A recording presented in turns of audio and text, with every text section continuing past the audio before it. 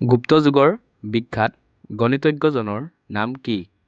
Option A Aryabhata, option B Bhaskaracharya, option C Brahmagupta, option D Varahamihira. শুদ্ধ উত্তৰটো হৈছে অপচন এ আৰ্যভট্ট। তৰায়ণৰ দ্বিতীয় যুদ্ধ কেতিয়া সংঘটিত হৈছিল? Option A 1196, option B 1192, option C 1123, option D 1170। শুদ্ধ উত্তৰটো হৈছে অপচন বি 1192। বিখ্যাত গ্ৰন্থ ৰামচৰিতমানসৰ ৰচক কোন আছিল?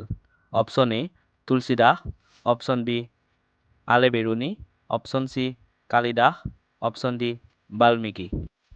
শুদ্ধ উত্তৰটো হৈছে অপচন এ তুলসীদাস। আকবৰে আগ্ৰাৰ ওচৰত কোনখন নতুন চহৰ প্ৰতিষ্ঠা কৰিছিল? Option A Vrindavan, option B Fatehpur Sikri, option C Shahjahanabad, option D ইয়াৰে এটাও নহয়। শুদ্ধ উত্তৰটো হৈছে অপচন বি ফতেহপুৰ চিক্ৰী। অমৃতসৰৰ প্ৰতিষ্ঠাতা কোন আছিল? Option A Guru Nanak, option B Ranjit Singh, option C Guru Ramdas, option D Shri Gobind Singh.